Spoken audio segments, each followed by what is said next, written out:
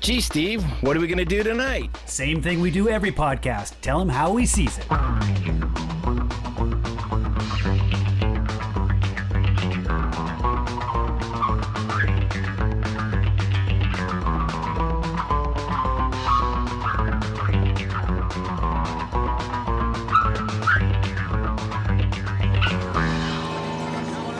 This is where Michael Corleone was hiding out. Another mafia family was trying to kill him. And his wife blew up over there. The car was rigged with a bomb, meant for Michael. But his wife is going to drive for some reason. Michele, andiamo. Andiamo, dai, me l'avevi promesso. Pacino realizes. He screams, "No! No, Apollonia!" It's too late. Car explodes, she blows up. It's a great scene. She blows up? Like, blows up? Mm-hmm. It's a little tasteless, maybe? Oh, they're just trying to make a buck. They own a house where they shot the best American movie ever made. No, it's not. No? Why not? I think so. Well, yeah, I mean, you would. All right, what's that supposed to mean? It's because you're nostalgic for the salad days of the patriarchy. They're undeniably great movies. Men love The Godfather because they feel emasculated by modern society. It's a fantasy about a time when they could go out and solve all their problems with violence and sleep with every woman and then come home to their wife who doesn't ask them any questions and makes them pasta. Hey. It's a normal male fantasy. No, movies like that socialize men into having that fantasy. Movies like that exist because men already do have that fantasy. We're hardwired. Comes with the testosterone. No, gender is a construct. It's created. You spend all that money on Statler, he comes back brainwashed. All right, here we go. It's How We Sees It, episode 278. This week, we're coming back at you with White Lotus Season 2. Just like they came back at us after Season 1 with a Season 2, we're coming back at you with the Season 2. Because that's how we we're do gonna it. change up what we... right. So Mike White, writer-director of this. This is an interesting take. Like they didn't stay with the same themes necessarily, but it's a theme adjacent, I guess. Yeah. You know. So You're right. it'd be interesting what you think of that. How well it played off, because I know the first one was kind of a hit because of COVID. You know, the way they filmed it, they got it shot quickly, released and everything, and people were into it. And I think people were really looking for something to watch at that time. This one a little bit different, so we'll see how this one plays out. A lot more different scenery in this one because they actually get out and there's no COVID restrictions. That's true. That's true. So it'll be interesting. But yeah. A lot more bodily fluids exchanged. Yes. Yeah, we all go with that. I was like, where's he going with that one? Well, we're talking pandemic and the exchange of infection, spread of infection. I went right to the Season 1 where he shit in the luggage, and I was like, what is he talking about? Oh, okay. I was like, whoa. Yeah, there was no shitting in luggage in this time. But. No shitting in luggage in this one. But yeah, which is good. I mean, that was a controversial scene for some people. They couldn't decide whether it was a real shit or they liked it or they didn't like it or what. But yeah. So I don't know. I'm serious. The podcast I listened to, there was people that were just going all over the board about the shit take, and I was like, okay, interesting. I thought it was a good shock and awe kind of moment. You know, that's what they were going for, and I think that's kind of some of the stuff they do go for. Sure. You know, but what we go for in these is whatever we're watching, whenever we're reviewing something, we like to have a cocktail with it. Yes, we do. And we pair our cocktails to whatever we're watching, which is the cool part. Yeah. And I know you always do a bang up job on that, Steve, and I like to think that sometimes I do. This time I know I didn't come up with anything crazy original, but I did tie something directly to the show, which I think is for me is actually cool, in the fact that it's one that I've wanted to do for a while. Well, let's hear it. So I did your basic Aperol spritz. because they drink a lot of those in there. It's kind of like a go-to in Italy, anyways, and it's just it's. I think there's at least, I counted like 9 different times that I saw Aperol spritz on the table or in someone's hand during this show. When I decided to start counting, there may be more. So I was like, I've always kind of liked Aperol in different drinks. I put it in gin and tonic sometimes. Yeah. So I just wanted to go with your basic Aperol spritz. It was pretty simple too. 3 ounces of a Prosecco. So I went and got a Prosecco. I tried to find one that I knew was going to be on the sweeter side, because I think that to me is going to set up the drink better. 2 ounces of your Aperol, and then it said for a dash or a splash of club soda, but I wanted to go a little bit more my own route on this one, so I did a splash of sparkling grapefruit, just because I wanted to add just a little bit of a touch to it that's outside the normal. This show is kind of like that. It's a pretty decent show, but a little bit outside of normal. So just a little nod to that. And so I didn't even give this a different name. I was trying to think of one, but I just couldn't come up with it. Also, I used one of my dehydrated oranges as a garnish on that. And it's funny with those dehydrated garnishes, they don't. You can bite into it and not get a lot of flavor, but the aroma that comes off of them is incredible. Nice. It's almost like double what a normal would be. So really kicks in and tastes delicious. Nice. So all right. I can see if I was out a Italian beach resort, I could see putting back a lot of these. All right, what do you got for us, Steve? Well, I was inspired by something that happened, and I think it was in episode 3, when Tanya has a tarot reader, as she refers to her as a gypsy, and gets scolded by Portia. But I was really drawn towards the tarot reading itself. I don't follow astrology. I think my wife has some tarot decks and has done some of that stuff before. And we have a mutual friend, Alicia, that does a lot of astrology. So anyway, I was interested, knowing how much Mike White kind of teases foreshadowing in a lot of this stuff, what it said, what the cards said, because you only see him for a moment. And then she, in Sicilian, she's not even speaking Italian. It's like some Sicilian dialect. It translated into your madness will drive you to suicide. But kind of it all kind of goes belly up right off the bat when Tanya doesn't get the nice reading she's hoping for. But the cards that were laid out, I was paying attention, and it's got the devil in the center. It's got the on the left is the moon, and on the top is the star, and on the bottom is the chariot, and on the right is the fool reversed. And I say the fool reversed because it's upside down.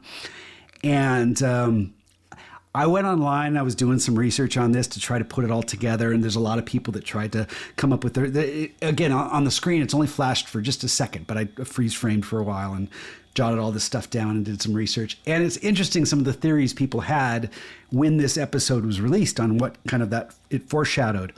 But knowing kind of the ending, I thought it was really funny that it was all very literally there in front of you, the foreshadowing what happened to her, because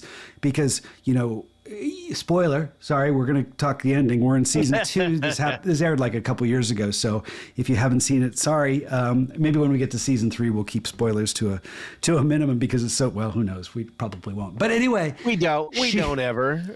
She's on a boat. So there's the chariot. That's the traveling thing, under the moon, under the stars, which are the 2 other cards. At night. Yeah. She's surrounded by these devils, and if you look at that card, it's these they've got kind of lassos on these little gay babies and stuff. It's kind of anyway, it's suggestive of what she has to deal with. And then she's the fool, and she's reversed because she takes a nosedive into the water. And I just really thought that was kind of literally insightful and funny. So I try to create my drink based on this. So what I called it the fool reversed, which is what that card is referred to when it's flipped upside down. And I found a where's my, let's see. I got a bourbon, Devil's River bourbon. It's an agave bourbon, which I'd never had before. I was excited about this. So here you got your devil and your river. So you're on the water, and then there's the devil card. I also found a red blend called the Walking Fool, which I thought kind of matched the Fool. That was nice. I used my garnish with the to create little stars and moons, just because I wanted to do that. I used some of my Cyrene Amaro. I think I used that last time. I also added some banana liqueur, and that's just a nod towards the slip and fall she does, the nosedive she does. I thought that was kind of ideal. So what it is, again, it's the Fool reversed, 1.5 ounces of Devil's River agave bourbon, 1/2 ounce of the Cyrene Amaro, 1/2 ounce of the Walking Fool red blend, red wine, 1/2 ounce of the banana liqueur, 2 dashes of chocolate bitters. She's got a sweet tooth, so, and and orange peel. And it's really a nicely balanced drink. I think the agave bourbon really. I don't even have any sweetener in this except for the banana liqueur, which is going to give it some sweetness. But the agave really pushes through, or maybe that is the banana. I don't know. I really like this drink. And I almost debated on calling it the Queen of Sicily, because there's that funny scene when she's seeing Madame Butterfly and she says, "Is that the Queen of Sicily?" And the guy just kind of looks at her. What is it? Quentin looks at her and says, "Yes." That's a great drink. I love it, and very well played out. I like how you did that. The Fool's Reverse is a definite good pull off the cards. Tanya was the one they brought back on this season. Probably not. You probably weren't thrilled about that, because I know you weren't as excited about her. Well, I mean, I know people really liked her in the first one, and she had a part to do, but it was one of those things is it plays out and you just you get tired of it. It's kind of funny for a little bit, but God, she just is such a whiny, ridiculously, almost. She's a fool. Dumb. I mean, even after she's taken out all the gay mafia on the boat, and what does she say? She says, "Is Greg having an affair? Tell me. I know you know. Tell me." I mean, she's obsessed with.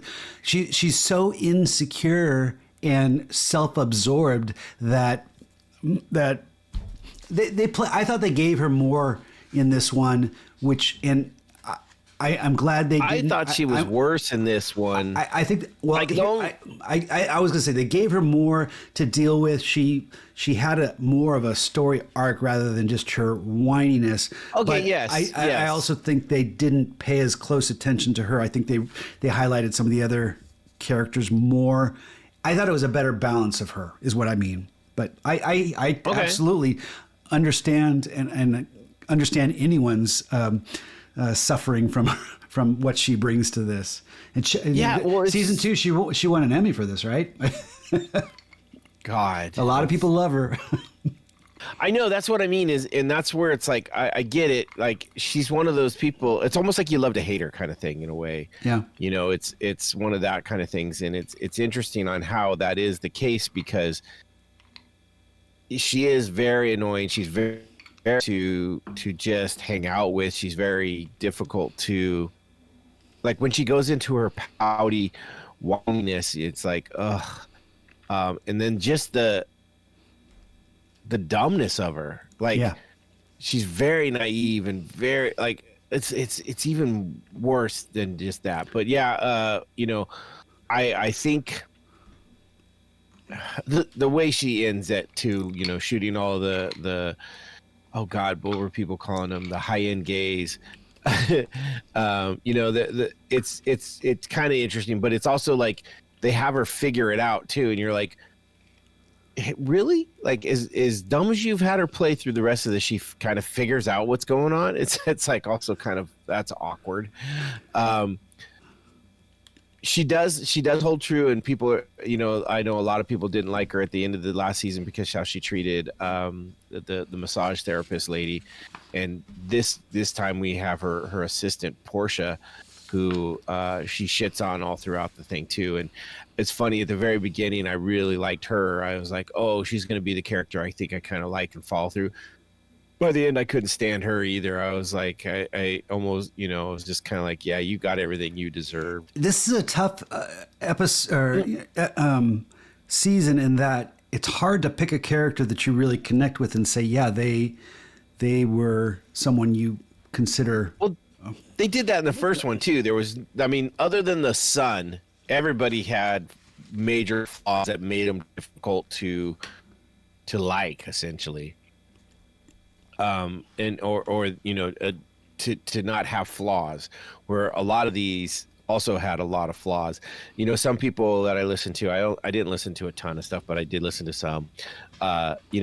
This one, this one's a little different too. The last one, they played a lot of the working class versus the ultra rich, and how some of that, they shit on the working people, where this one, it's not as much a class, there's not that same tension, where this is more tension between the people directly involved. Sure. Yeah, I agree. The first season was much more about class and the inequities and how that played into the drama. Whereas here it's more about sexual tension and honesty and dishonesty. Well, they were calling it sexual power, like how sure. the power of sex, and how people use it as manipulation and different things, and how, let's get into some of the other characters so we can talk about all of them.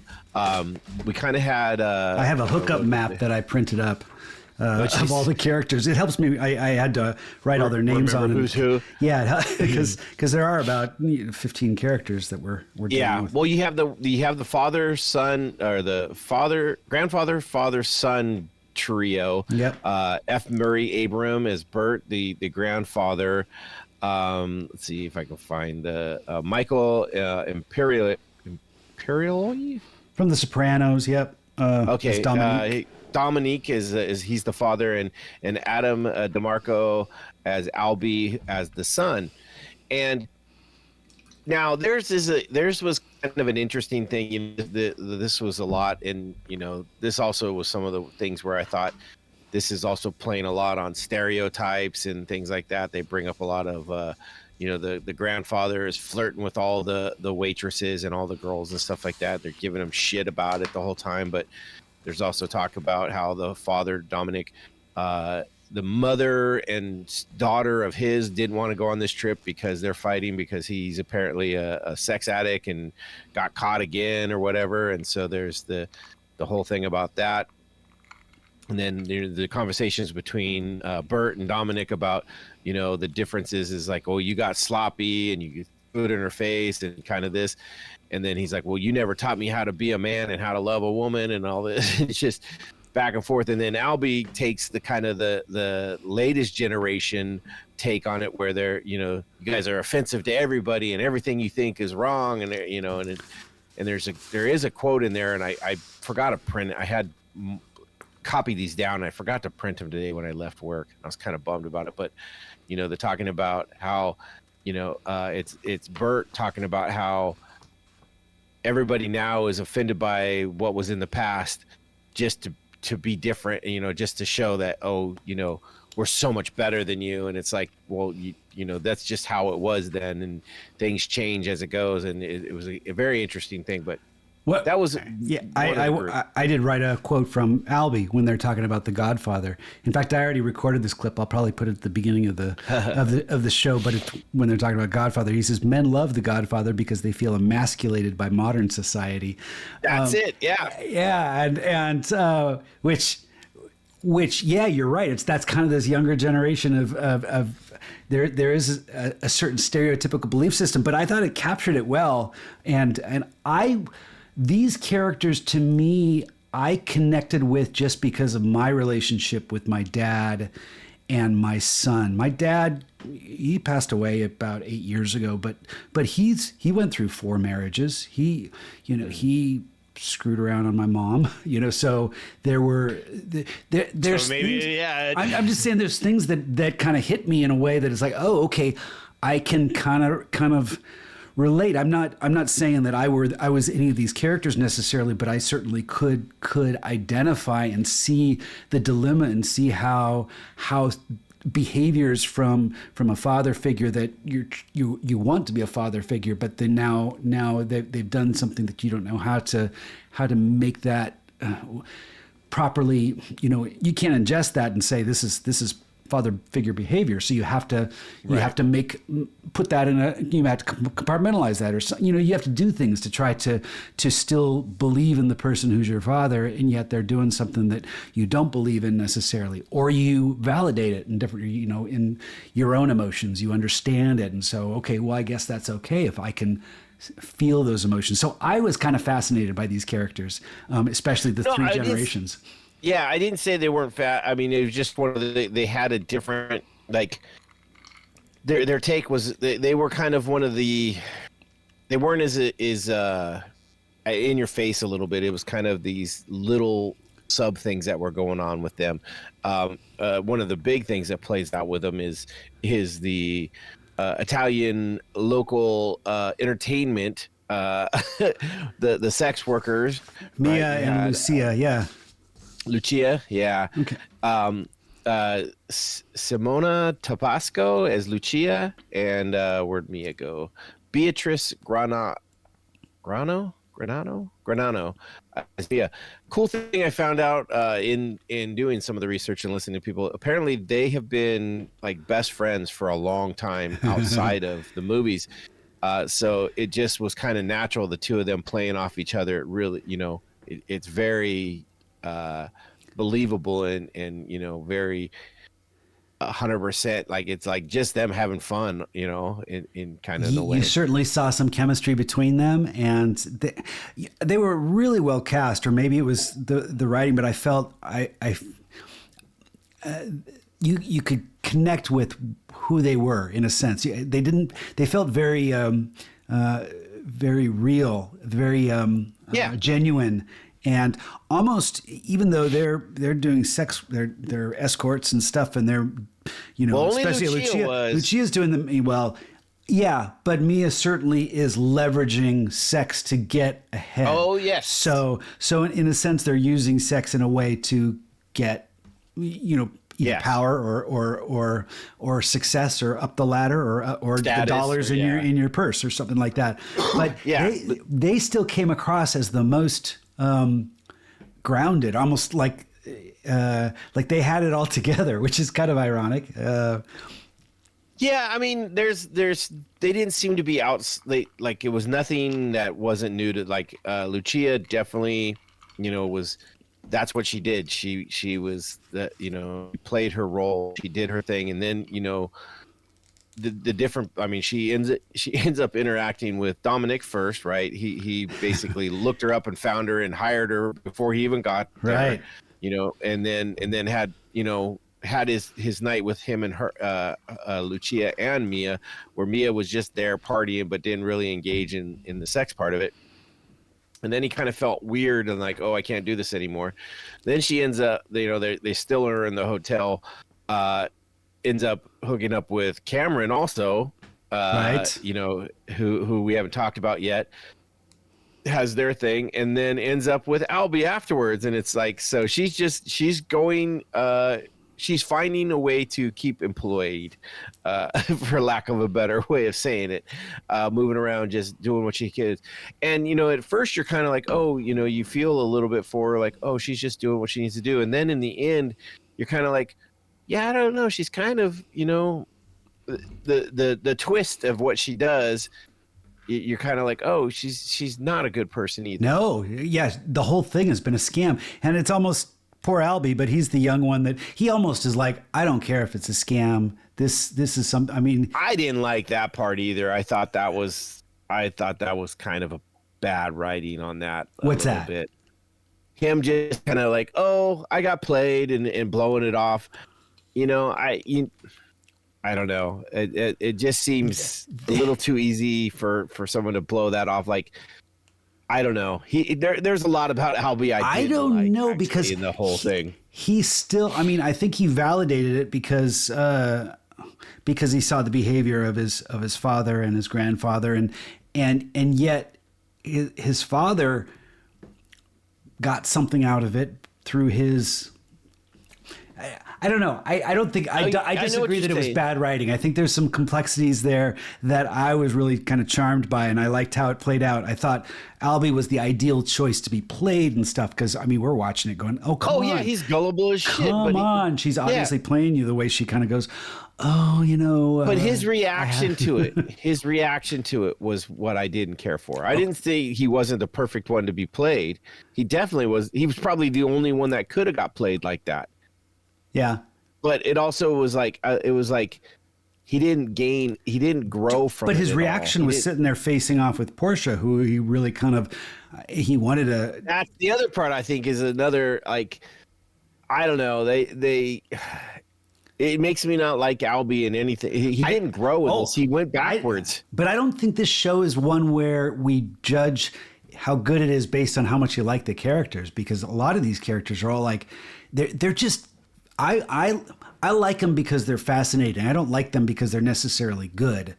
I'm drawn to them for reasons that, yeah, I get frustrated with them and go, God damn it. And Portia, I was really interested because she's the one that really, from the beginning, seemed like she really knew what she wanted. She had no desire for a relationship. She wanted sex. She just wanted to kind of. Yes and no.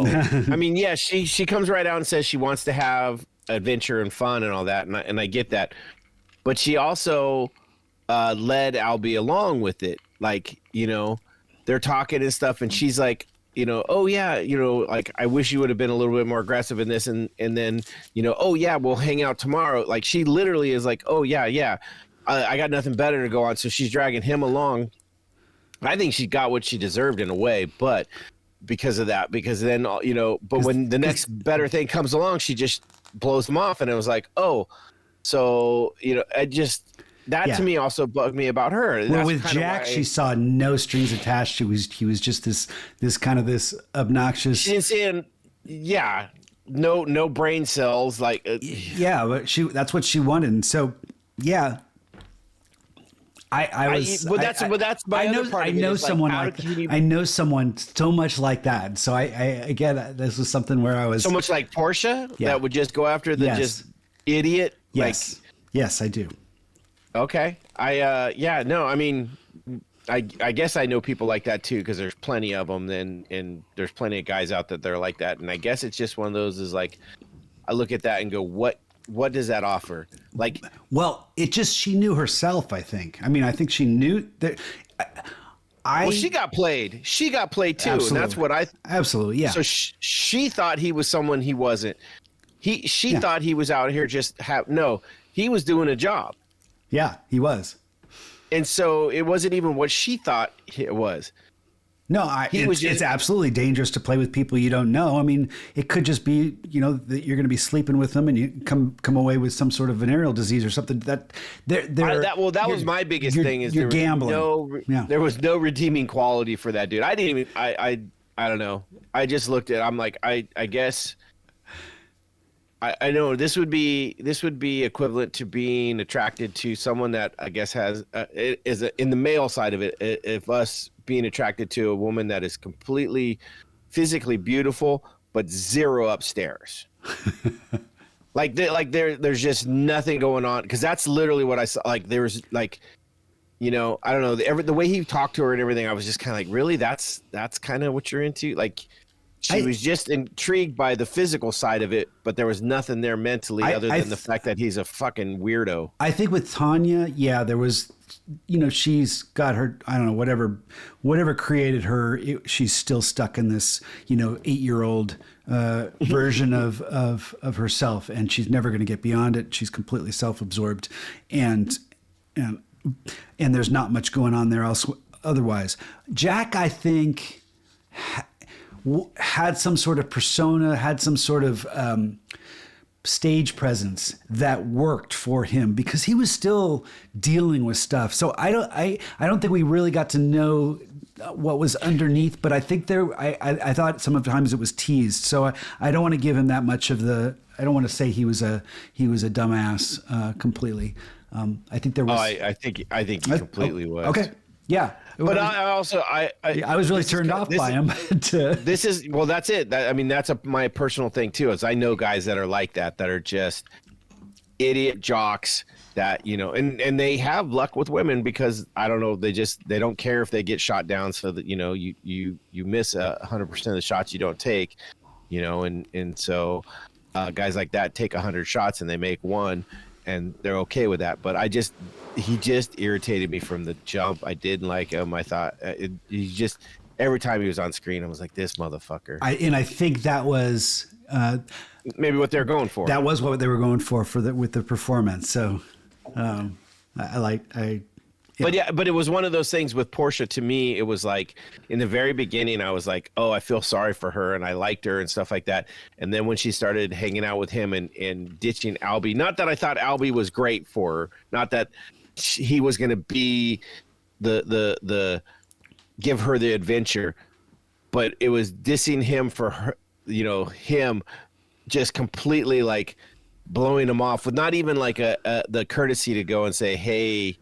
It just made me go, oh, you know what? I hope you get dumped on. I hope it all comes back to you. So for me, it was kind of like, oh, okay. She kind of got what she deserved. Yeah. Okay. I think that's fair. Do you think that was unrealistic, or do you think it was realistic and you were just, that's the sort of behavior that annoys you? Because to me, I agree. There's an annoyance factor. I'm much more like Albie as far as playing things very, try to romance someone. I'm a little bit more timid when it comes to going in for the kiss and I am it home. 100%. I'm 100% like that. So I look at Jack and go, oh my God, I hate this guy because he's my competition and I can't be that. But at the same time, I liked how it was fascinating to watch it play out, as much as I kind of despise some of this behavior. And I even looked at Albie and kind of went, oh my God, I'm so pathetic because I see some of myself in him. And so.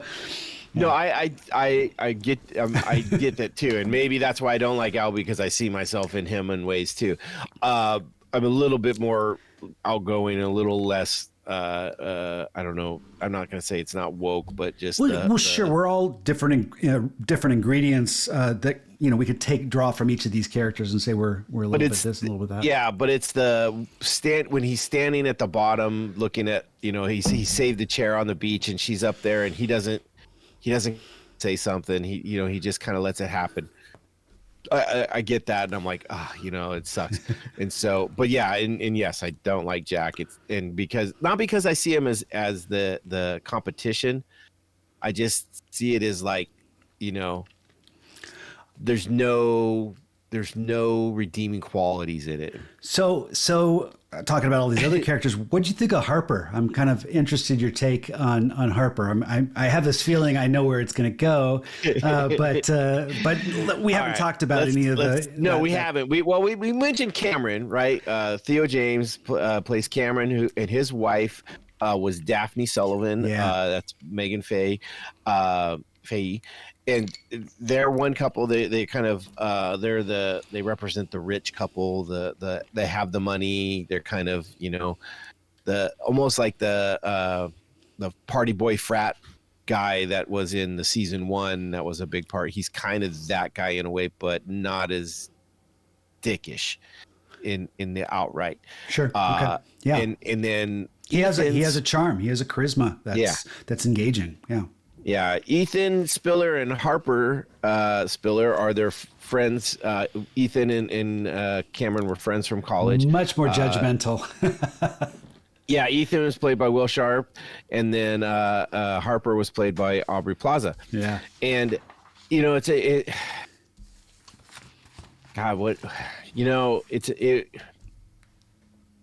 Harper. It's interesting because yes. She's someone that I wouldn't get along with, I don't think, because of the judginess. Right. There's so much going on inside that it's almost like that passive aggressive judgmental bitch that's on her face when she smiles and says something simple and cute, and that it's just like, God damn it, this is. But those characters are real people. There's a lot. In fact, that's something that I see a lot of. I think yes. I think all 4 of them are real characters, are real people. Represent real. Now again, they really hit stereotypes. right? You know, I the rich agree. kind of. I agree that there's a lot of stereotypes, but at the same time, you take those stereotypes and you dive into them and you build nuance. And there's only so many characters. It's just so. No, but what I'm saying is in the fact that there's stereotypes and people are, you know, like, oh, you can't judge people. And I'm like, well, there's a reason they're stereotypes, is because those are people that do these things over and over again in that same kind of mentality. And that's this, you know, you've got the rich couple that, you know, they drink it all the time and they're partying and having fun and stuff like that. And that's that Cameron and Daphne. I found, you know, with stereotypes, you can usually predict behavior, but I thought there was something a little bit more grounded about these stereotypes in that there was a certain, the reality, the chaos of reality is built into these characters where they're more human in the sense that they're not written like superficially. They define stereotypical behaviors, and then they take them in directions that life takes people in, and it's almost like a pinball machine. Harper and Ethan, you'd see that relationship before they get to the island, and it's kind of like, okay, this is really predictable. You know exactly how this is going to play out. But then you throw them in a pinball machine with Daphne and Cameron, and it becomes interesting. It's like now there's so much more at play, that the way Ethan is watching Harper and the way she's judging because he, you know, what's at play with him and Cameron, and then how everyone's kind of judging each other. I found that really effective writing. I got to say, season 2 to me was a much more satisfying meal, just because I could identify so much more with this, with the tensions that were at play, because they put tensions in there that are realistic to people that married couples, father-son relationships. It's not all about money, where the other one was a lot about who has money and who doesn't. Right, and that's something was harder to. That felt more political. It's like I could relate that to some of the politics that are going on in society, and so I think that resonated. This felt more. Yeah, it still felt like a soap opera, but it still was nuanced and rich and really culturally relevant. Not even culturally. I was going to say, well, I'm not sure we got sexually relevant. I mean, relevant to things that we deal with, and that I can say, oh my God, you don't have to have money and be on these rich vacations to have these kind of things. Where, you know, Harper and Ethan were that couple that are new money, right? And they're with Cameron and Daphne, who are the old money essentially, and they're looking at them and they're very judgy. Even Ethan is kind of, you know, judgy about what's going on, and you know, but Harper is so, like, you know, everything they do, she puts something to it, and she's says very something. self-righteous. She's absolutely judgmental. But it's almost like you can look at her and go, it's almost an internal thing. She's like, you know, one of the first things she said was that Cameron and Daphne were like, they were too, you know, showing too much affection in the real world. It can't be real. And it's like, well, it can be real to people. You're putting more of your own insecurities. Like, she's very insecure. Yes. And I think that's what drove a lot of it. And that's really what I think the big part of what her insecurities and stuff kind of drove a wedge. She is absolutely insecure. Is like probably one of the top things that she's having to deal with. Which caused his insecurities back. Like, she's kind of, you know, oh my God, granted. Yeah. Suddenly trust is something that you can't trust anymore. No, these are just real things. No, but that's where it was. It was, to me, it was like, man, she, you know, just her actions, a lot of it, it kind of drove me crazy. I was like, you are causing so much of your own drama by your own actions of trying to not be drama. Did you watch this with Alyssa? I think we did the first time. I didn't rewatch it with her. Okay. Cindy and I watched the first couple episodes of last season, and she was interested, but I just had to finish up for the podcast. So I shared with her what happened. This one, I was a little bit more. I had already watched it a couple years ago when it was, or a little over a year ago. When 2002. I don't think when it was first released. I don't think I actually discovered White Lotus until a little over a year ago. But I binged it then on my own. This time, I binged it for the podcast again, and I wish I would have watched it with her. I'm almost nervous to watch it with her though, because suddenly you recognize tensions that you've experienced, and I'm almost kind of excited about exploring those emotions with Cindy. No, you're right. It is. It's an exploration where it'd be very interesting to see what they have to say, but it also could be very scary because if it goes not how you want, and you're that didn't come out like I was wanting. I know, and that they played into a lot of that, especially with Ethan and Harper, how they suddenly were at odds because of something that wasn't really going on between them, but it was just what was unsaid or what was imagined or what was possible and stuff. And then suddenly Ethan became insecure. You're right. It was Harper insecure. Then Ethan became insecure. And once that insecurity sets in, sky's the limit when it comes to your imagination and what could be happening. And it also became a revenge type thing where it's like, well, if he's not going to tell me, I'm going to do this. And that starts with Harper, and then it ends up being the same with Ethan. And it's very interesting.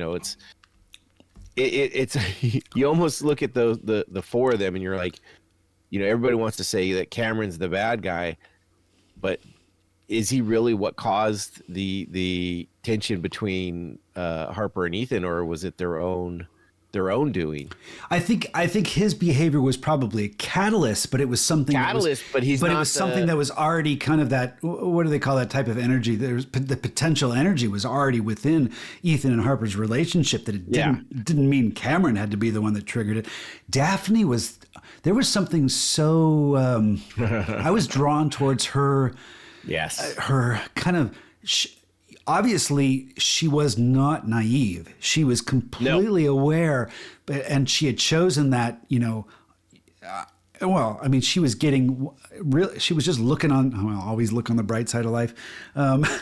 I don't think that was, there was something where she mentioned it. She had a line in there where she said, I'm not going to be a victim. I'm going to play by my rules. It was a little unnerving when she showed the picture of her child, the blonde, after when she's talking about the blonde trainer that she loves, that is so sexy and stuff. And then she shows the picture and he's like, this is your child. And she's like, it's like, it's very much my God. Intentional. So Cameron is not the father. That's the suggestion. It doesn't matter whether it's real or not. I guess you can go on Maury Povich and do a DNA test or something like that. But it doesn't matter in this case. It's obviously she's just accepting. She loves Cameron for who he is. She doesn't like what he does, but for, I don't know what drives her to just be. It's like she just seems so lovely. She found her own place in life. Well, that's it. She knows what he does. She's not into it, but she found her own way to overcome, to cope, and to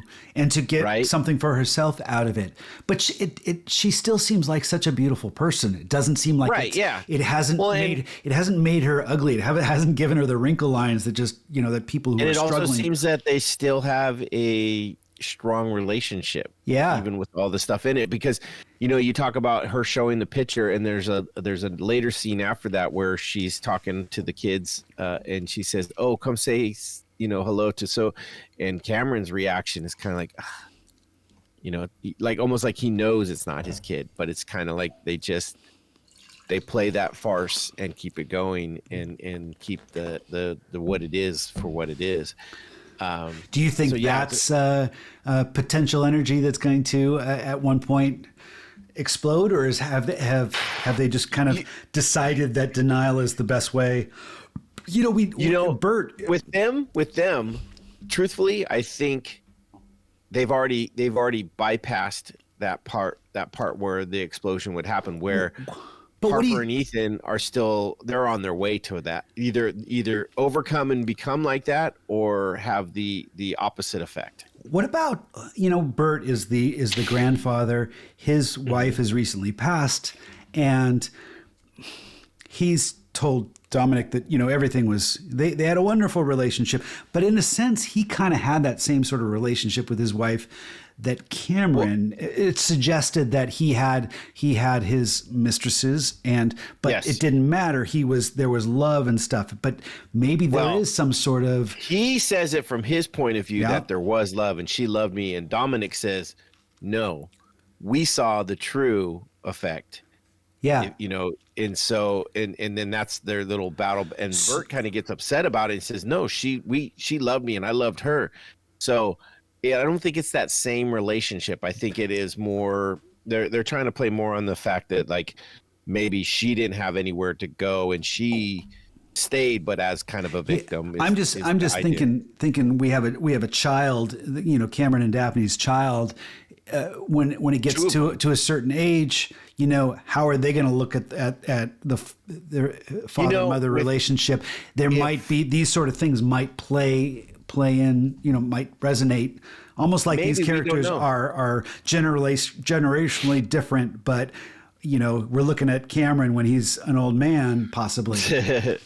Well, but if you take the Cameron and Daphne relationship as is and they stay that way, there may not be any difference where the way Dominic explains the Bert and his wife's relationship was not that way.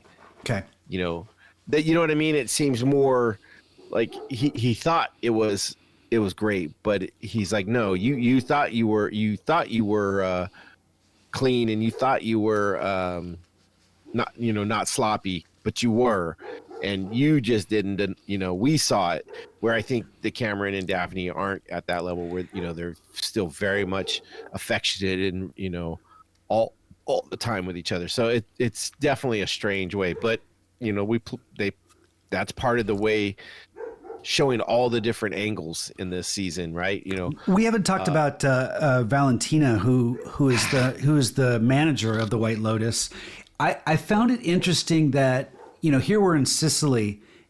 Culturally, it feels like the way that the hotel's managed is a lot different than we saw in Hawaii with the previous staff. There's a different dynamic. There's a lot more. I didn't see as big a difference other than the fact that it's a personality difference, where in season 1 you had a very outgoing kind of jovial manager who's always kind of almost the kind of guy that you're like, hey, this guy's always sucking up. It's almost like, okay, it's a little too much. Where she was a little bit more like, I'm here to do my business. I'm not gonna chase you down to ask you how your day was. If you come and deal with me, I'll deal with whatever it is, but I'm not gonna be that jovial person. I personally did not care for her at all in this. Like her whole plot and everything could have been taken out of this show, and I don't think it would have changed it one bit. I liked how honest they played her. Whereas I felt that honest what? She was just she was very dishonest in her own personality and her own sexuality. Oh yeah, that's true. That's true. She was a little bit more in denial of that. But the way she interacted with people was very just abrupt, straightforward. Yes, straightforward.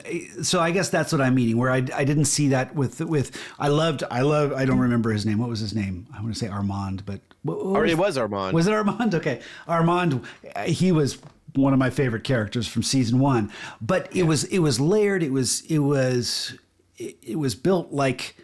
Well, Armand was kind of the catalyst of season 1. Sure. Where Valentina is just a tag along. I'm just saying I understood his management style because that's the sort of U.S. There's a lot of work requirements when it comes to how you deal with people. It didn't feel like that was the case in Sicily. So it felt a little bit more like there's no stereotype of the gruff Italian.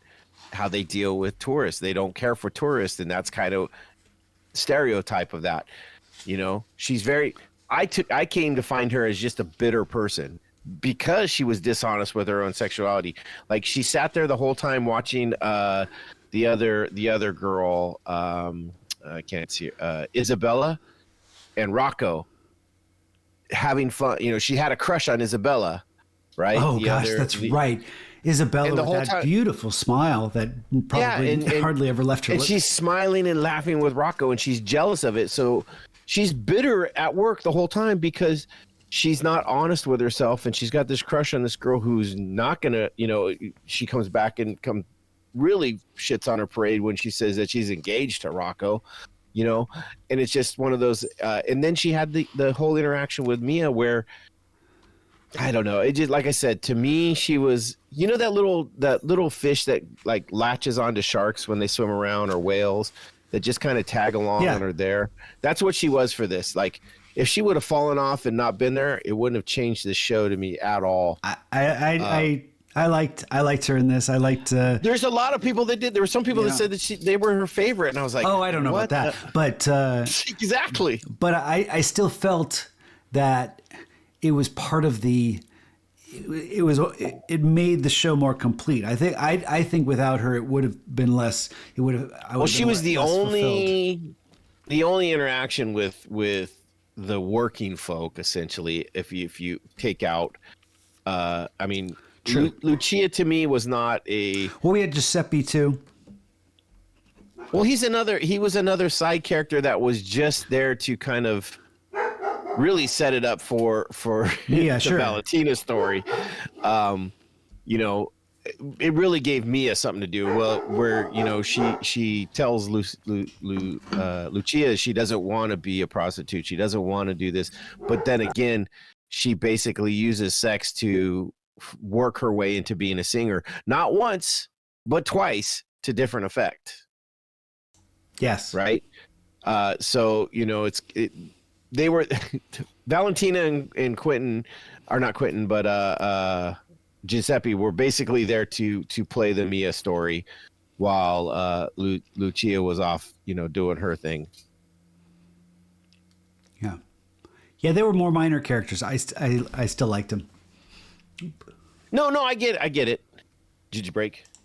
All right, we are back from the quick break. Go ahead. Yeah. But yeah, so, side characters, we haven't really talked about, we kind of talked about Tanya and Portia's thing. And the whole point was Tanya was supposed to be there with Greg, her husband, from who met in the first two. Those are the two that carried over.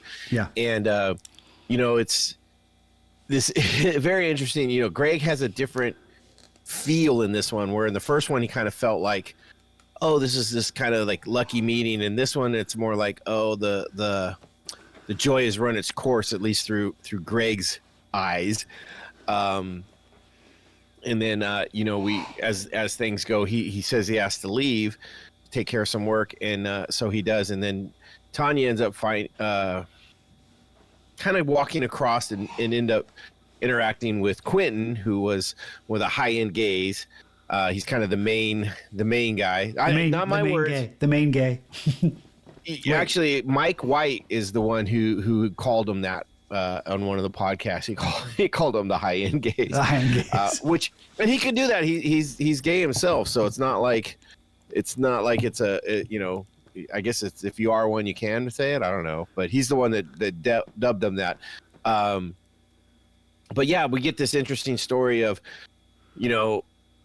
they're partying and, talking about how they have this palazzo, or the housing, and, it just turns out it all turns out, we believe, they don't really ever completely say whether or not it was what it was. We get the idea it was just because of the Portia Jack portion of it, but where they were going to kill her off so that Greg could capture or collect money. Yeah, right? It all seems very reasonable. We saw the picture of Greg with Quentin. So there. Well, it none of it is proven. Right. Right. None of it is proven. Absolutely. The only thing that really kind of gives it away is that Jack says that, I was just supposed to keep you out of the way. Mm-hmm. But also, he also says these are bad people. You don't want to mess with them. He said something like that. So, but if you think about it, it's like, if they let her go and she gets back on the plane, regardless of what happens, they're going to talk to her and she's going to explain to who they were. It's like, they would have had to kill her too if they really wanted to get away with it. And that's where I kind of was like, this plan was. No, I don't know, because with the What? I don't think they were going to try to make it look like it was a murder. I think they were going to try to look like she drowned. Well, yes, they were going to try and make it look like an accident. But when it all comes down, when it all comes said and down, they're going to investigate it, and it's probably going to show up that it wasn't as thought. I don't know. The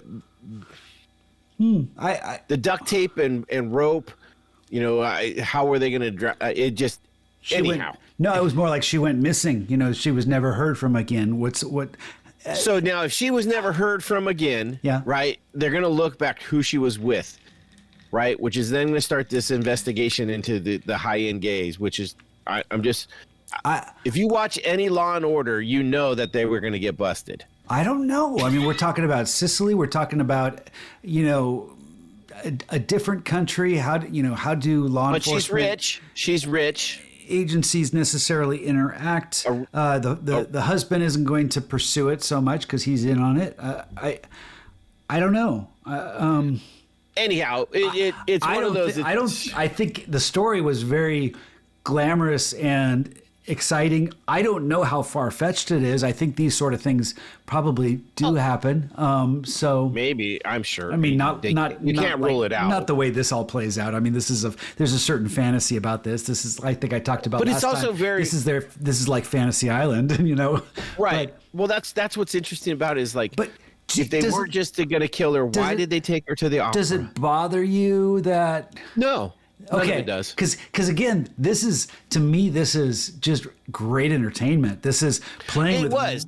It really tries to dissect these people in interesting ways. Yeah, I look at holes. I look at plot holes. Well, I'm trying to push back and saying whether I think there is some material that you can we need to be hard on it when it comes to how far it pushes the ideas of reality. But other things is like, well, no, do we really?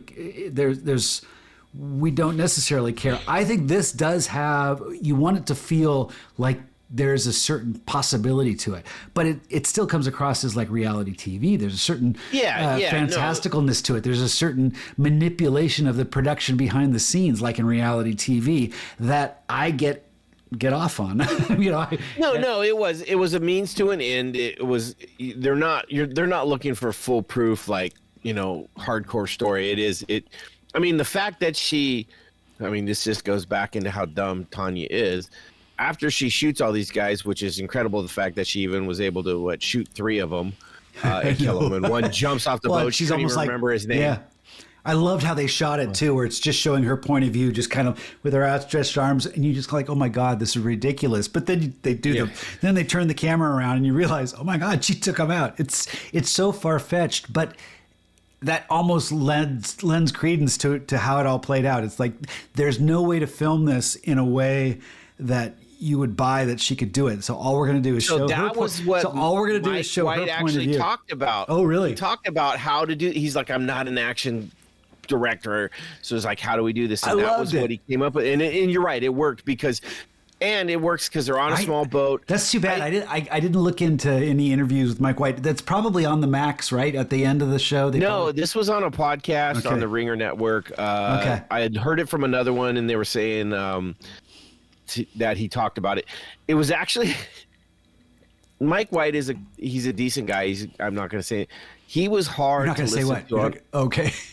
He was hard to listen to on podcasts because he's one of those guys that it's like the way he was talking. He was like, and then it was almost like he couldn't get a thought going through his head. Some of us aren't professional podcasts. We're going to mumble. No, I know. I'm not saying I'm raising my hand. I apologize to the listeners that we have. I'm not always that articulate. I try.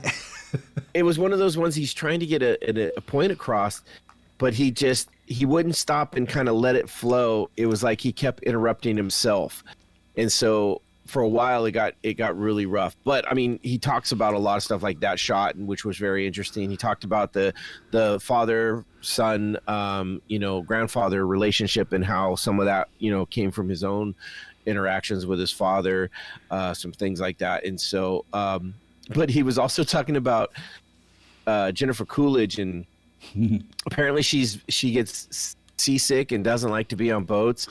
And so he thought how this whole show was kind of like him torturing her in a way, because he's got her out on, he's got her out on 2 boat scenes, one in each season. Oh, that's funny. There was a couple other things he did, and he's like, it's like I felt bad for her in a way, but it was also like my little joy in kind of this interaction with her, where it was almost like he was the high-end gaze in treating her this grandness, but to kill her off in the end kind of thing.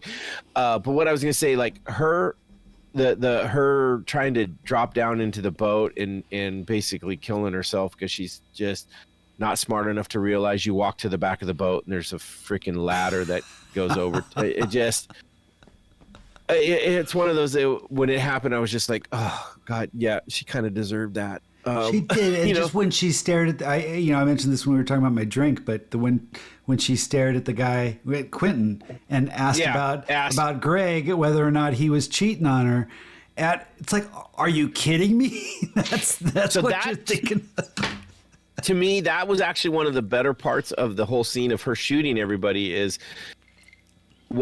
he wasn't dead. Like, just because you get shot doesn't mean you die right away. Oh, right. Yeah. Well, one guy ran away and he jumped. Well, he didn't even get shot. There was she killed 3 and 1 got out and she couldn't even remember his name. And then the boat captain's going to be there too.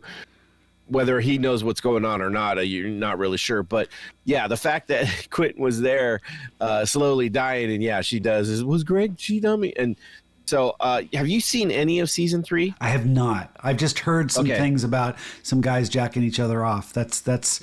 Oh, I haven't seen that yet. Okay, I just saw something. Yeah. Interesting. Okay. The question. I could have gotten that wrong. I apologize to our audience if I misspoke. No, actually, I've seen gave away any sort of reveal. I think I've seen 2 episodes, and I could see that might be in there. But anyways. The big question throughout all of the podcasts and the people I listen to was like, who's gonna slide up and show up in season 3? I did hear who that was. That's someone from season 1, right? Isn't it the masseuse or the? Oh, she is. Yeah, she is in season 3 also. But Greg shows up. I don't know what he's in there. Okay, well that makes sense because you're left here like, what happens? He's the one that kind of. Yeah, that wasn't okay. That's good. So they're going to answer some questions or tease some new questions.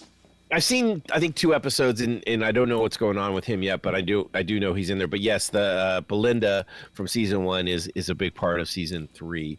So in season 1, we got the turd scene. That there was the question on whether or not the turd in the suitcase was real, which I don't think it's a debate, but you wanted to have that debate. In here, we have the prosthetic penis. We have Cameron's junk. Cameron has really got a nice I read about it. That was a prosthetic penis that's hanging down. I didn't look into it. I looked into it because I'm like, man, that's damn impressive. But because I mean, it's a back shot. You see it hanging down past his leg, and so anyway. I know he was trending after that episode dropped. Pretty heavy. Yeah, what you got between your legs? Well, it's trending right now. So, but anyway, so the guy looks great from behind, regardless of his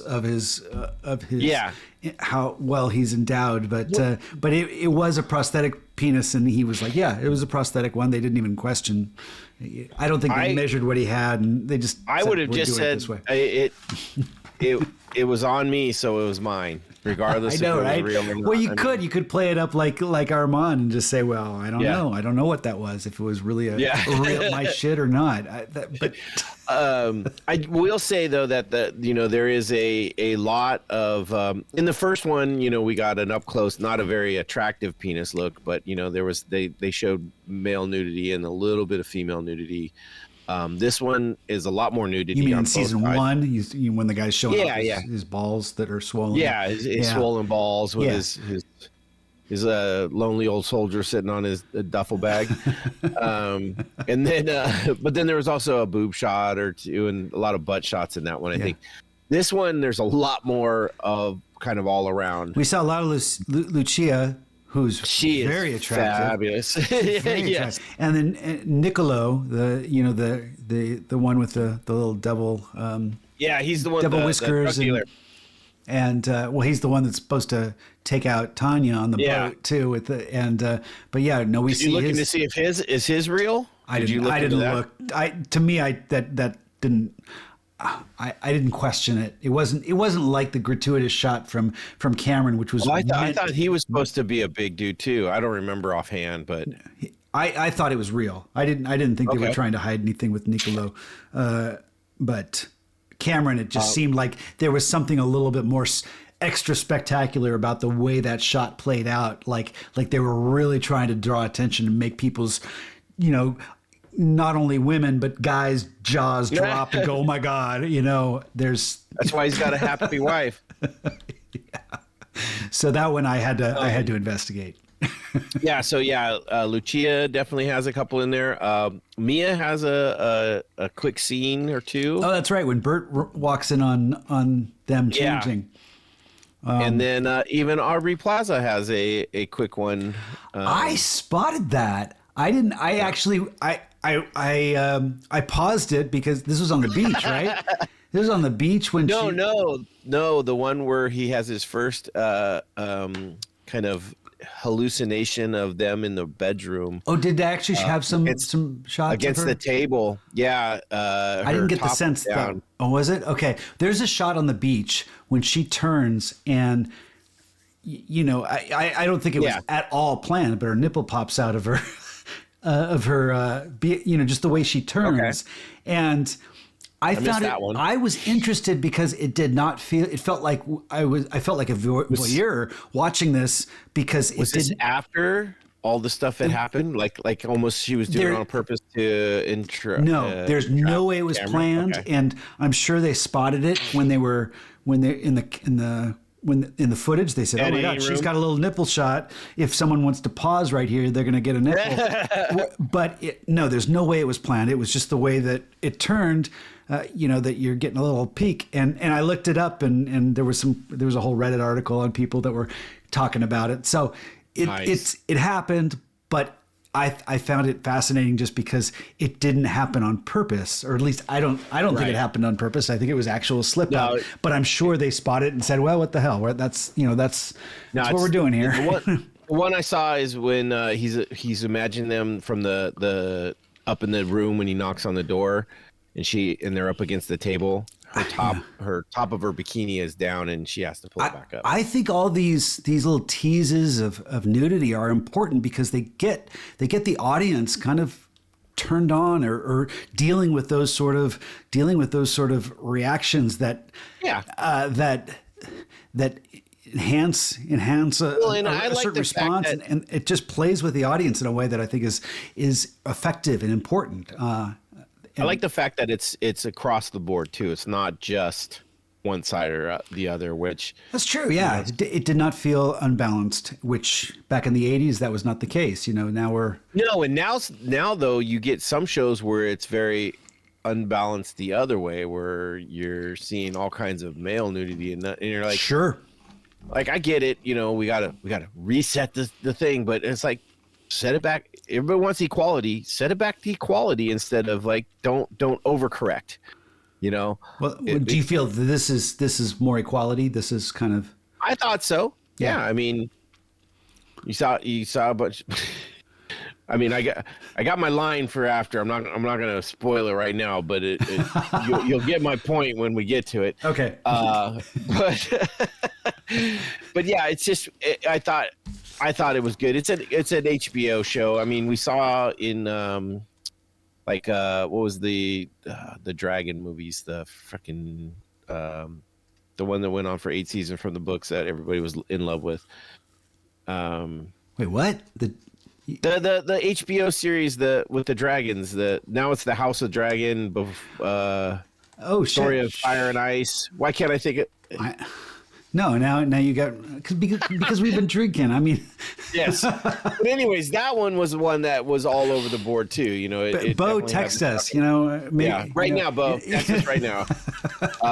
It's not House of the Dragon. It's no, Game of Thrones. Game of Thrones. There Thrones. you go. But it was another one. It's the shock and awe of HBO's nudity and stuff like that. So I wrote down a lot of quotes. I loved some of the quotes. What was it that Bert said? I can't be responsible for everything I say. I'm concussed. Yeah. It had some great. Wait, please, these gays, they're trying to murder me. Me capisci? That was Tanya on the captain. Yeah, talking to the captain. That's right. And then he says like, "I'm gay," or I don't know. Yeah, something to that effect. Well, he says something, and then she goes, "You're gay too." Like I think he was just speaking Italian. I don't know if he was saying, "I'm gay." Was this something Bert said? Our Achilles heel is like an Achilles cock, a Greek curse. There's a lot of curses in this that they explore. I actually, when I was doing my research for my drink, I mentioned that I called it, I almost called it the Queen of Sicily. I actually looked up. Is there a Queen of Sicily? Well, Queen, there's not anymore. No, but okay. Back, it's been about 100 years since there's been a Queen of Sicily.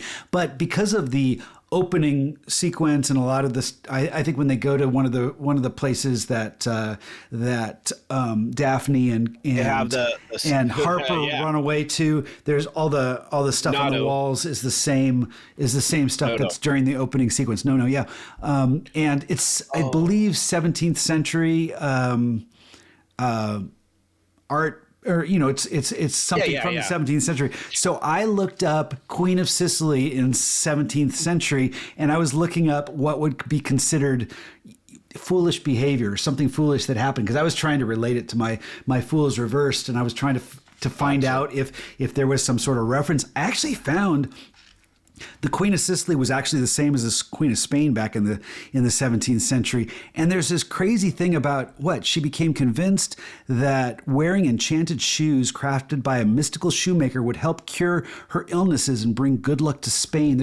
There's crazy stuff out there with some of the stuff. And it's crazy with all royal people. So they teased a lot of these curses, and it kind of made me do a little research on my own, try to find this sort of stuff, which I got excited about. Anyway, that's all. Here you go. This is something I don't know if you knew about, but this is right up your alley because you are a self-professed film nerd. The scene where Harper is being ogled by the large number of men in the Sicilian city of Noto. Yeah, I know this is pays homage to Michelangelo Antonio's film La Ventura from 1960, a shot-for-shot recreation. Yeah, I watched that. It's really impressive. It's a very unnerving scene, and it feels very. It's almost like I thought it was over the top. Well, it feels like she is having a hallucination. Yes. Which I thought was very apropos to the whole sequence, but yeah, you're absolutely right. It pays homage to this, shot for shot, I didn't realize that's what it was, but it's also because it's the Monica Vitti who is in that scene, and we hear her name earlier because that's who Tanya wants to be, is Monica Vitti. Yeah.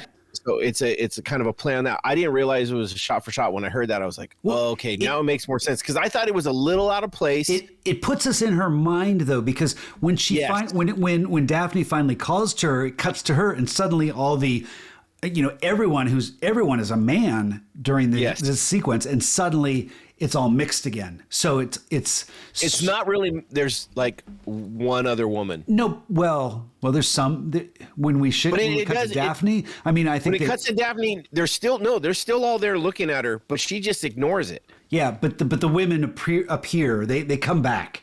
So I'm just saying it was played out like a fantasy. It plays out like her hallucination of it. But it's Aubrey Plaza. Had she already taken the Molly or whatever they were on? It wasn't Molly. I think it was something else. But no, it was the guys who took Molly. No. They took something. They took an edible. She took an edible. A gummy. But no, she did say a lot of horny dudes in Sicily or Noto or whatever it was. So it even played more so that like she was almost overly affected by like her own interpretation of all the men looking at her. But when I find out that this is this shot for shot remake of this, it's like, oh, okay, because it has a different story to it. I thought that it made more sense to me after the fact. I've done some recent traveling in France, and when you're in a place where there's a language barrier, suddenly you feel a little bit more isolated.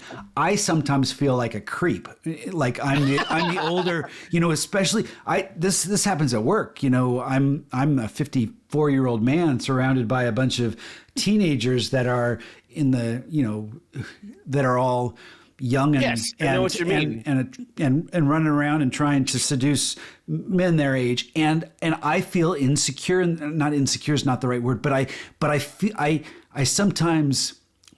You feel like they're looking at you like you're there for nefarious reasons. Yeah, I feel like a creep, and it's like I'm, and it's amplified by the fact that I do kind of I look around and it's like these people are attractive, but that's natural, right? I'm harnessing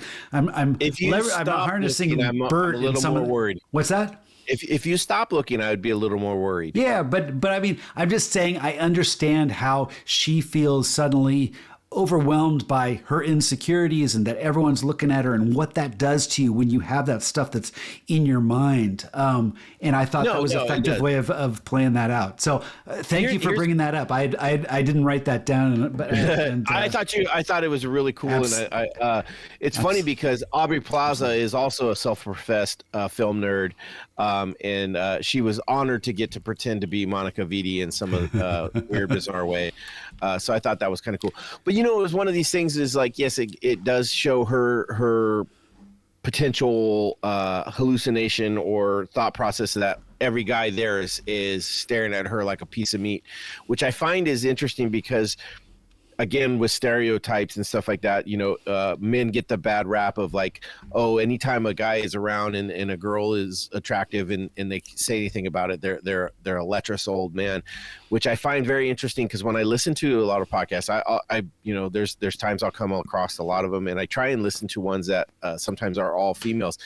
They will say the same kind of shit about a guy and laugh and joke and talk about, oh, how hot they are and all this. And I was like, now, if that was reversed, it would be this lecherous old man talking about, oh, this woman and stuff like that. But if a girl says it about a guy, it's okay. It's fun and it's joking and stuff like that. And I was like, this scene to me, when it came off like that, it was like almost like that's that mentality. It's like, every time, if I'm an attractive woman out, every guy's looking at me like I'm a side of beef. But you put an attractive man walking down the street and every woman's looking at him, but that's okay. And I just was like, ooh, that's weird. I didn't know if that's what this was doing. It's possible. I think it's a very fair. I think that's why I brought up my feelings when I feel like a creepy old guy walking through my work. Because it is fair to kind of flip it. It's not necessarily the same. I mean, I guess I'd rather be oogled because I looked the part, but I know I'm twice, if not three times their age, so it's not something that I want to even consider. Or what is that's going to get me into? I don't even want to go down this road. But but it's just one of those things. Is I find it. This is where, when you listen to podcasts, and I hope someone's probably doing this to ours at some point, someone says something and you're screaming at your earphones going, what the hell are you talking about? Or what, oh my God, what are you doing? I do that sometimes. And it's like one of those is like, oh, it's such a reversal. Like it's okay if it's a girl. There's a lot of things in society that if you flip it and look at it when we're dealing with gender roles. This is a series that explores gender roles, explores sexuality, explores class roles and stuff. And I think it's doing a service by kind of showing one side stereotypically and then flipping it on the end. I do think it actually does show the flip side and show kind of the chaos that ensues when you start judging. Yeah, I don't think manipulating. I don't think any of these are too pinholed on like, oh, the guy is always the bad. Although I do have to say that like typically when it's an all-female podcast. Oh, okay. But it doesn't feel like it doesn't feel like this series has an agenda to try to drive home some sort of woke agenda or something like that. No, I don't think that at all. Not at all. This is just there. This is for entertainment and to really explore human psychology and psychosis and some of the insanity that feeds into our current culture and all the things that are going on. So here's an interesting one. I was listening to a podcast and it was an all-female one, and they were talking about Albie, and they were really shitting on his whole I'm just trying to be the good guy. I'm the male feminist, and it's like I don't want to ever. I'm never going to have a bad relationship with a woman, and they're like, you can't control that, and he's like, no, from his side, he actually can. He doesn't want to have a bad interaction. He can do that from his side. Now, it doesn't mean it's always going to happen, but he can look at it like he wants, just like Daphne is looking at her side of her life and making herself not the victim. And they were just shitting on it, and I was like, no, they're playing on the trope, the stereotype that the nice guy that doesn't get the girl. Which is what happened, right? He's trying to be the nice guy, and they were talking about how Portia said, you got to be a little more aggressive, and how he tries to kiss her the next time, and like he's being aggressive, but it doesn't work. And it's like, it was very interesting to hear their takes on it, because I was like, I got a complete different aspect of it. And I was like, I think they're trying to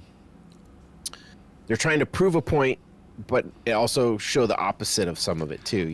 I would love Mike White to do a spin-off that covers the people that podcast on this series and kind of follow the reality of some of their worlds and stuff, because what you're saying, I get, you're going to get these kind of crazy opinions. At the same time, there's going to be people on the podcast that are going to try to, I try to temper your opinion sometimes and say, oh wait, no, hang on, let's give it some balance and stuff like that. And we're playing out our own drama on a podcast, and podcasts have become kind of the new cultural norm when it comes to some of the way people express themselves. And so, yes, you're absolutely correct, and we are going to judge them for that. Yes, no, you know what it comes down to. We're going to go full Harper on them. Right. Well, exactly. What it comes down to is it makes me wish that like you had these people in front of you when they're talking, so you can have the conversation, so you can do like you do to me all the time when I say something. You challenge me on it and say, well, okay, I hear what you're saying, but if it's looked at this way, what is your, because you don't get that a lot of times, and it's very interesting, and that's where it's like, it's nice to have different points of view, and that's where I like doing these with you and the discussions, and especially when we have Bo and Nina, because we get even more different mentalities and things like that on it. So yeah, but this covers, it's interesting, it covers a wide range of ages, wide range of personalities, both male and female, coming from being no one's a hero, no one's completely the villain.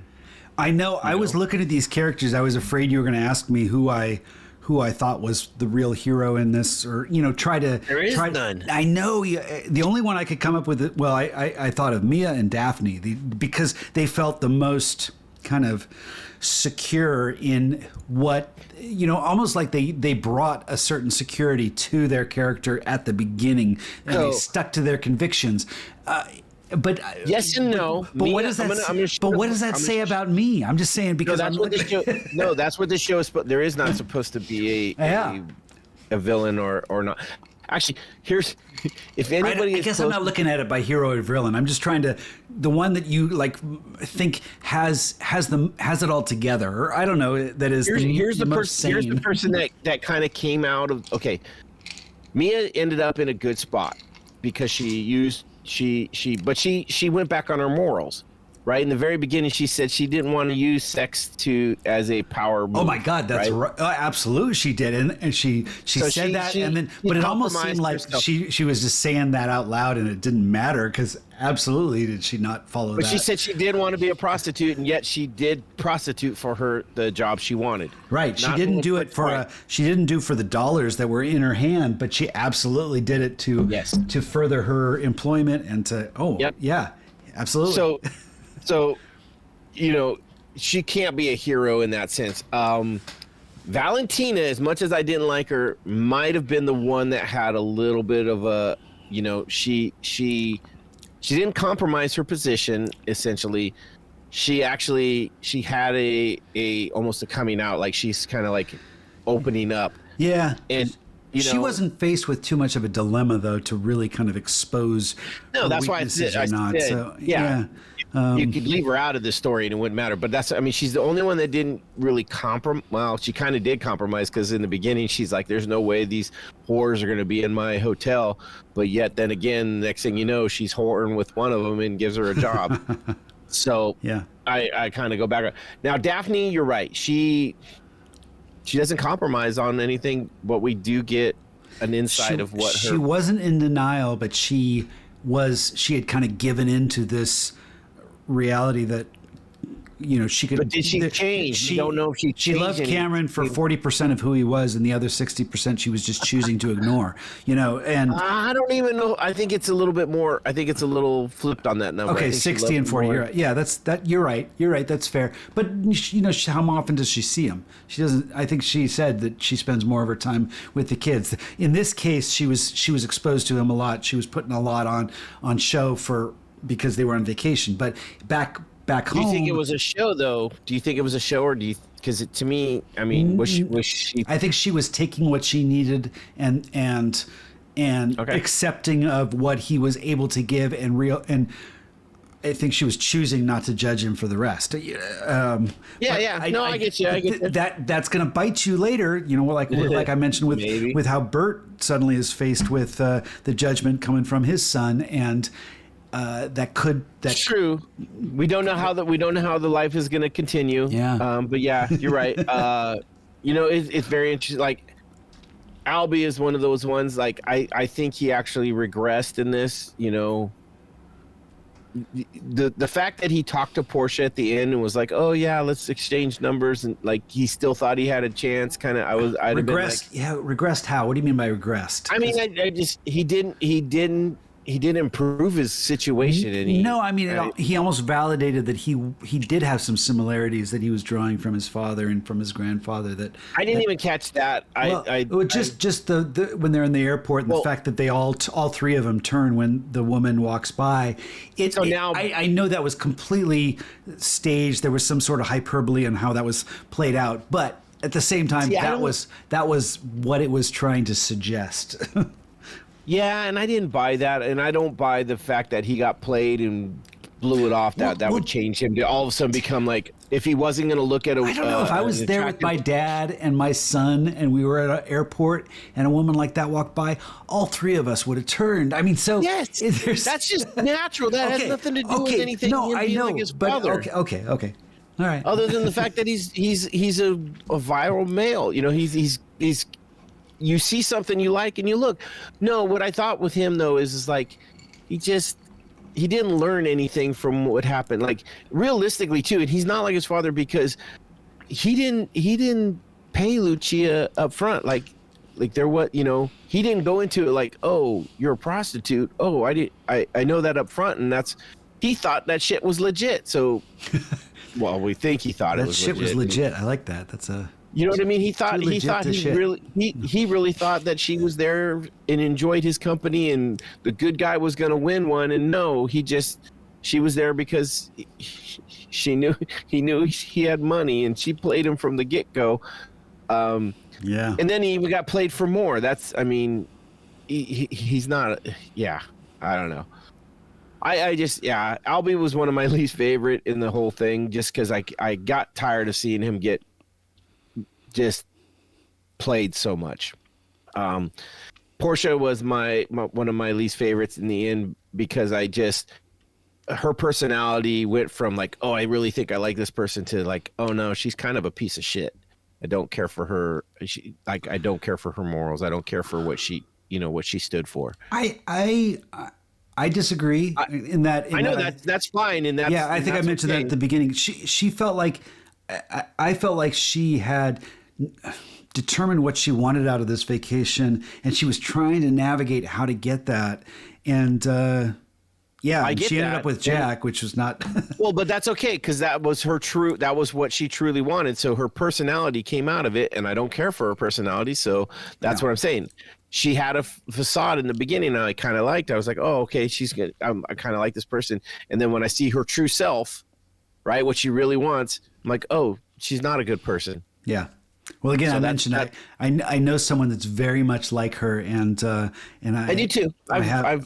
And I know people like Jack too, who I consider friends. And I know it's like, well, do I really consider them friends? I don't know, but you know what I mean. It's funny because I don't think, to me, I don't look at Portia and say that's a stereotypical character. I think there's things about her that are I don't think she's stereotypical, but the things that we're choosing to kind of understand about her there's something nuanced about him, and we're having a visceral reaction that is valid. Well, but that is more grounded in what you know why? Because we are both on the good guy side of it, and she went with the bad boy, and we're bringing up old wounds. We're like that, and maybe that's something that I'm kind of there's a certain attraction to her kind of free love spirit that I have a hard time embracing, and I wish that I could have. I don't think she had a free love spirit too. I think she was easily manipulated by an idiot. Yeah, well, that's true. So I mean, maybe that's what it was. Is like her lack of intelligence makes her less attractive. Yeah, okay. I don't know what made it was, but I remember in even after I'd watched it and rewatched it again, I remember in the first episode, I'm like, oh God, that's right, Portia. And then as it went on, I was like, oh, that's right, Portia. I was like, ugh. The actor, she is in Split, which is the M. Night Shyamalan one, which I don't believe you've seen, which is one of my favorites. No. Favorites is his, especially post Signs. I think after Signs he had some duds for a while. This was the one that reestablished him as an epic filmmaker. But Split's really good, and she's the main heroine, you might say, of that series. It also has the one from Queen's Gambit that we've seen in a lot of movies. That was in Mad Max 4 or 5 or whatever the latest one, Furiosa. Furiosa. But this Taylor-Joy. Yeah, Taylor-Joy. But this actress was in Split as well, playing one of the main roles. Really, that was the first time I had seen her, and she's really good in that. Maybe I'll have to check that. I know you've said that many a times, and I know I need to check it out. So maybe we'll podcast on it even. I'd love to do. I mean, yeah, maybe we can find that when we do one of our anniversary ones, because it'll be sometime next month or next year. It looks like it came out on 2016, so it'd have to be a year. I'd push for that one. I don't. No, but I know it connects to. What's the Bruce Willis one? And it's Glass and what is the other one?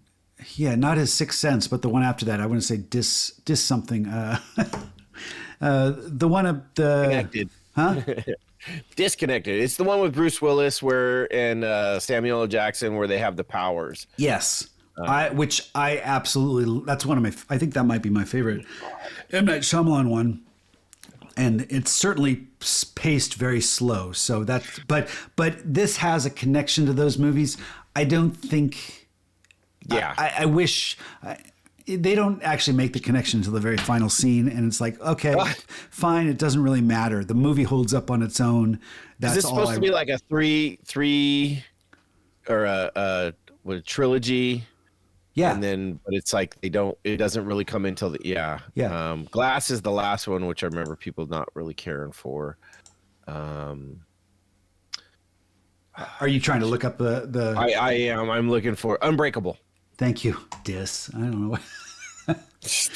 Undis. You know, there you go. Okay. Yeah. Unbreakable. Unbreakable is just, to me, such a unique movie, and how it played out, and it kind of became kind of a comic book movie in the end. I just absolutely fell in love with that. Sixth Sense is epic, but Unbreakable is. He had his special ones, and then he also had some failures. So that's what it was. Absolutely. Yeah, we should cover him just in general, because he's just in one podcast where we talk about his whole. Talk about his movies. top and his bottoms. I think I've seen almost all of them.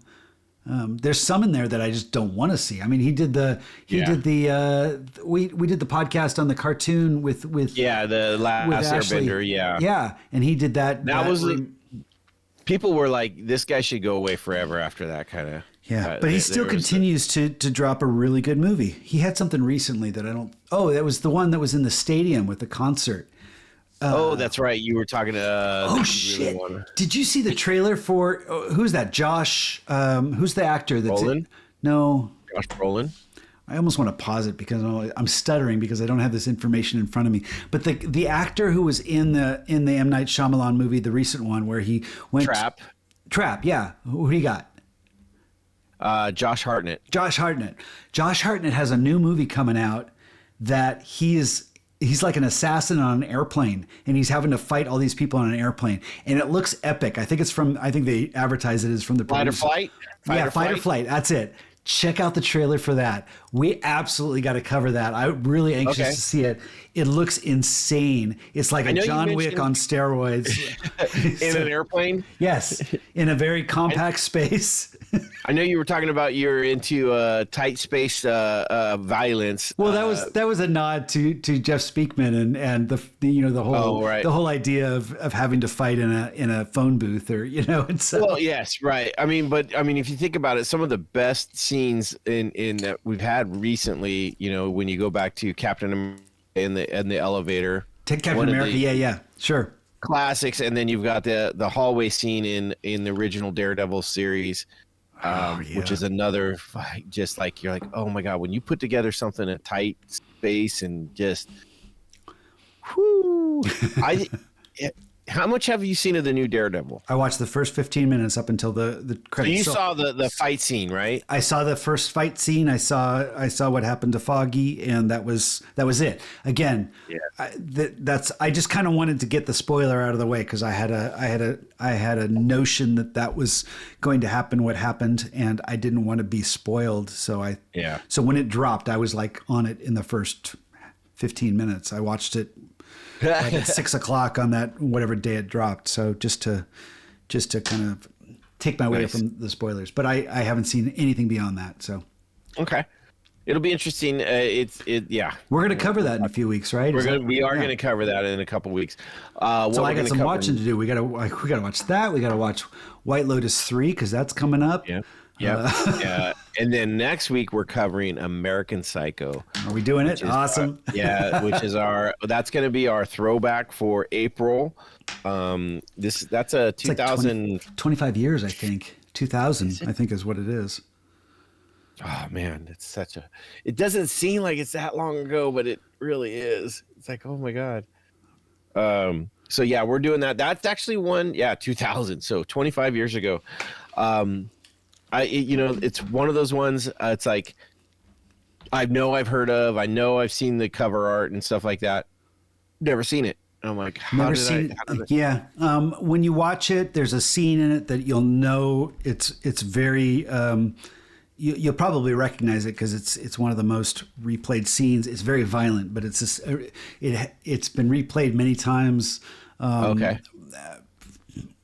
But I'll give you a hint. He mentions Huey Lewis in the news, and about 6 or 7 years ago, Huey Lewis actually recreated that scene where he flipped roles and he played Christian Bale's character in it. So check that out before you watch the movie. It's based on a book. It's directed by a woman, which is a big deal. It's at the time, for sure. Even today, but 25 years ago, huge deal. Trying to bring a certain quality that the book brought to life, and I've already done a little research. I've seen this movie before, but I'll watch it again. But I've done some research on the director and what they were trying to capture. I'm interested in your take. I don't know how it's going to go down. It's an interesting movie. It actually, it does. I love Christian Bale. I think he's great. So I'm all about that. And this is pre-Batman, so it'd be interesting. He's a little skinnier.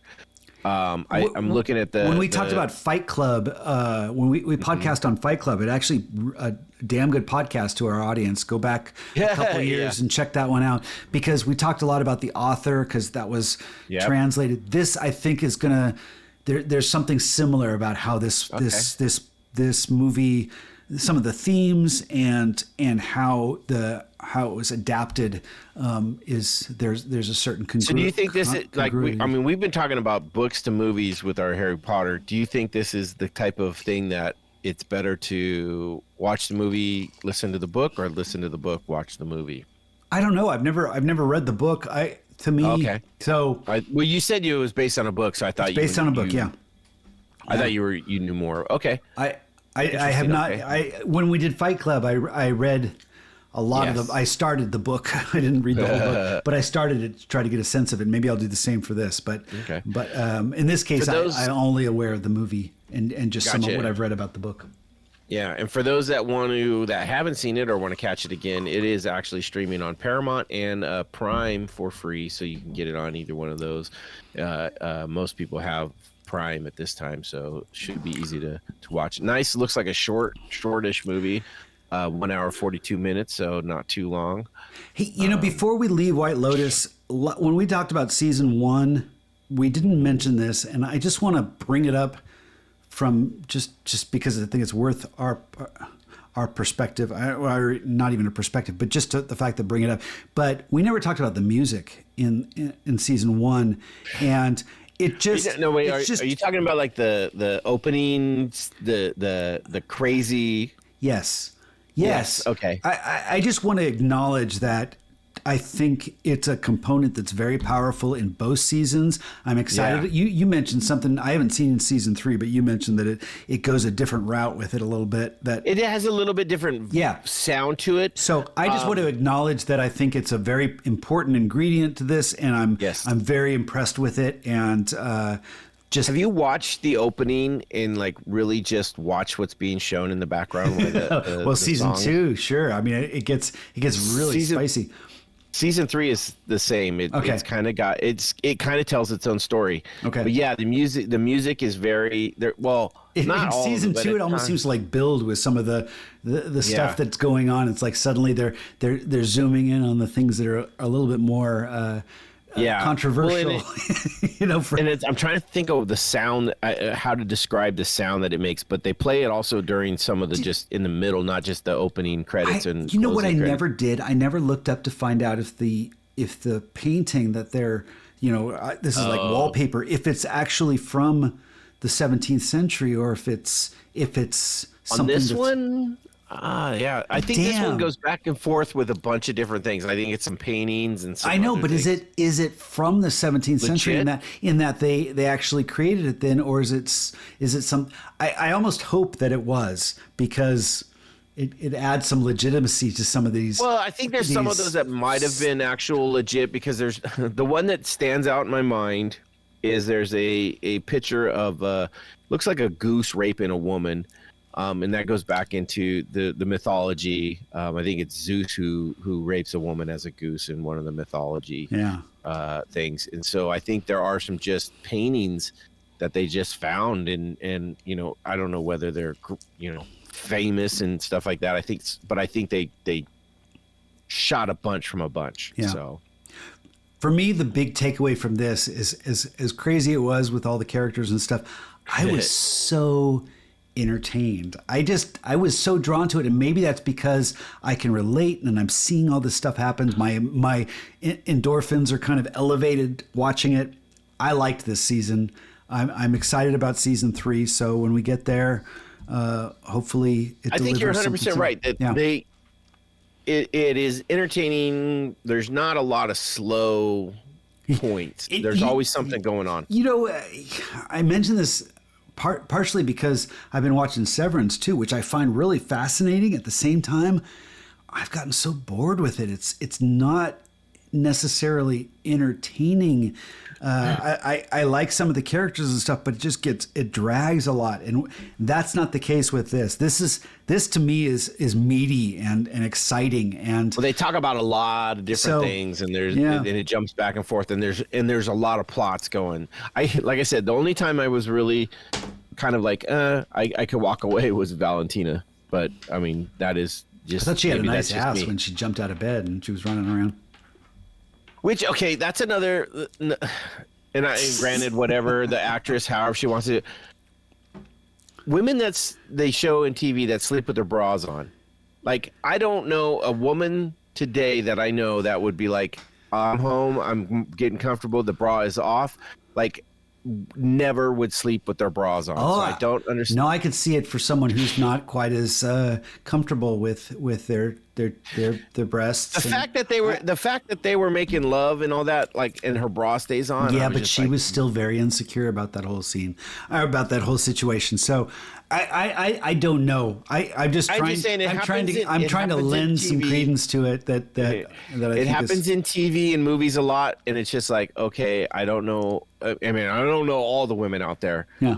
Maybe it's just the ones I know, but I was just like, all I've ever heard is like, this thing's got to come off as soon as possible. But you're absolutely right that it could be something that's catered towards TV audiences, because breasts are considered nudity, whereas a bare bottom is not necessarily. It's like it's and so you can put a bra on a woman and show her from behind and consider it, not deserving of the higher X rating. Well, or whatever, it's funny because if you stuff. put a nipple on a butt, though, it would be out of this world. It's just you can't show the nipple on the and butt. There's no. Yeah, I was gonna say if there was a nipple on the butt, then you couldn't do it, but it's just what it is. But no, yeah, I just wonder So when she got out of bed, and I was like, oh, she's one of those women that's got a bra on in bed. It just turns me off. I don't know what it is. Anyhow, great show. I'm looking forward to finishing season 3. I've only watched 2 episodes, but I've heard there's a lot. I've been trying to avoid online spoilers of anything, just so I can get into it. So it'd be kind of fun to see what he does next. And Mike White, I think it's one of those things is as long as he keeps coming up with interesting stories and interesting aspects to go off of, they'll keep letting him do this. This could be kind of like a Knives Out, where there's 100 stories to tell, just a different location, and we'll just go with that. So we'll see how the third one comes out. It could be the killer and knocks the whole thing out of the park, and we get 4 or 5 more, or it could be the opposite, and that's the last one we get because people are like, "Yep, you've run your course, you jumped your shark." Jumped your shark, right? So awesome. Okay, what do you got? All right. For the end, I got this. Is like, let's see if I can read this. No girl should ever have to be exposed to an old man's junk. Here's what I got. He was kind of fucking his uncle. Oh, God, right. All right. With that, Hail Caesars. Hail Caesars. What does that mean? Nice.